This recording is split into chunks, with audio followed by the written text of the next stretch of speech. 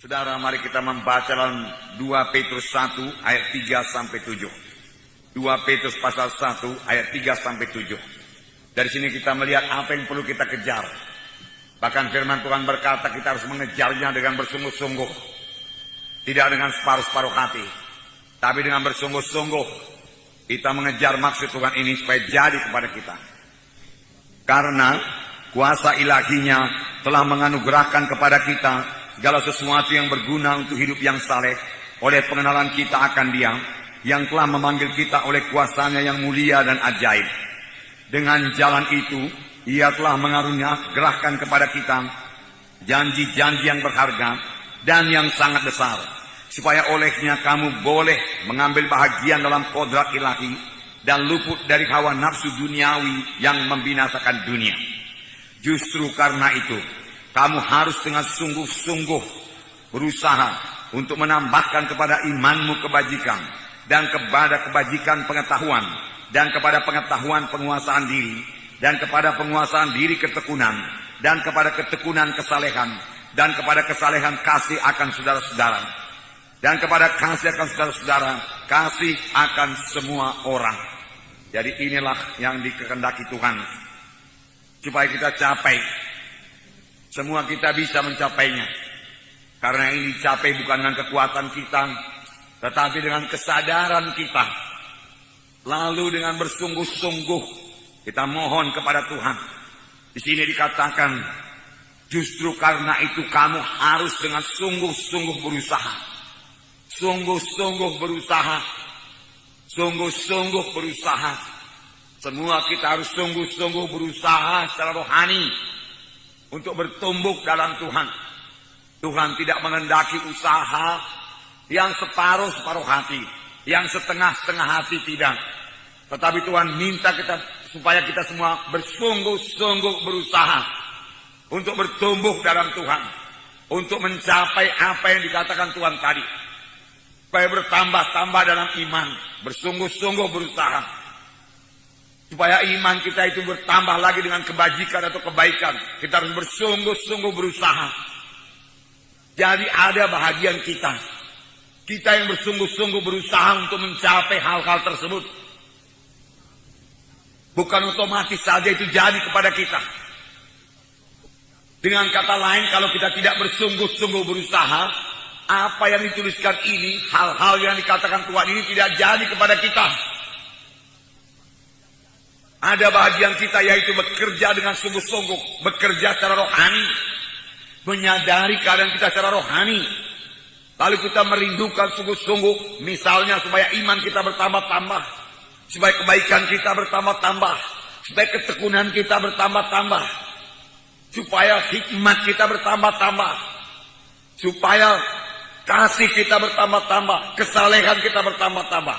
Kita harus bersungguh-sungguh berusaha. Bersungguh-sungguh berusaha.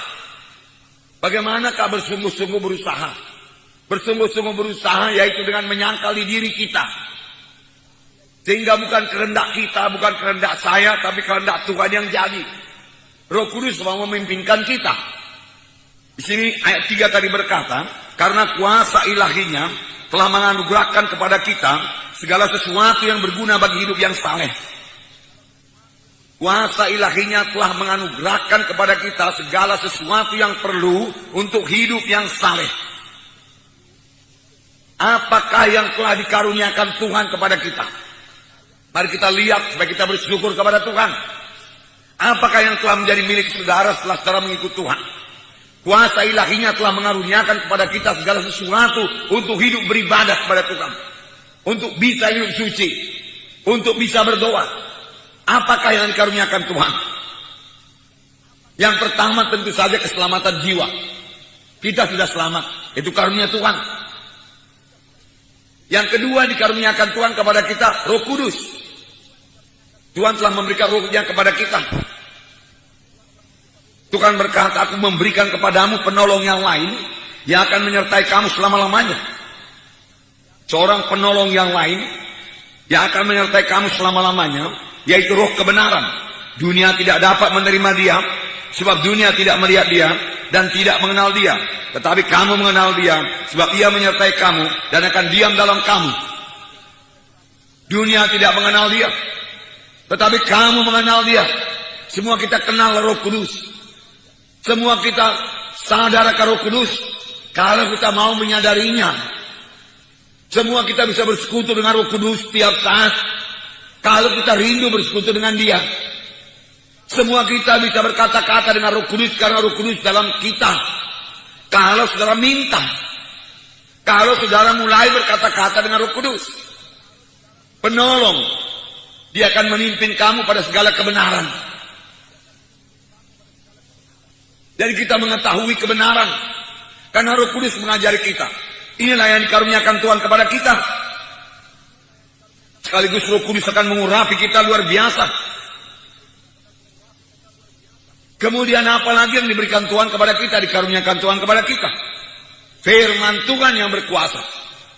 Sudah diberikan Tuhan kepada kita. Firman Tuhan tidak kehilangan kuasanya. Jadi baik Roh Kudus itu berkuasa, sangat berkuasa. Firman Tuhan sangat berkuasa. Bahkan firman Tuhan punya kuasa untuk menciptakan. Tuhan berkata, jadilah terang. Dia ucapkan firman Tuhan lalu jadi. Dan sampai sekarang kuasa firman Tuhan itu tidak berubah.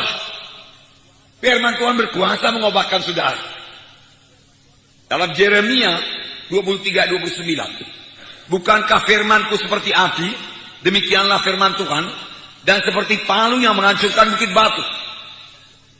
Sekali lagi, bukankah firmanku seperti api, demikianlah firman Tuhan, dan seperti palu yang menghancurkan bukit batu. Firman Tuhan seperti api.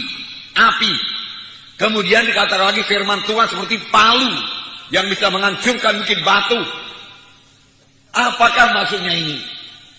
Firman Tuhan seperti api. Saudara, api itu berkuasa. Api itu bisa membakar sampah-sampah. Dengan perkataan lain, firman Tuhan yang seperti api itu bisa membakar semua sampah-sampah dosa yang ada pada hidup kita.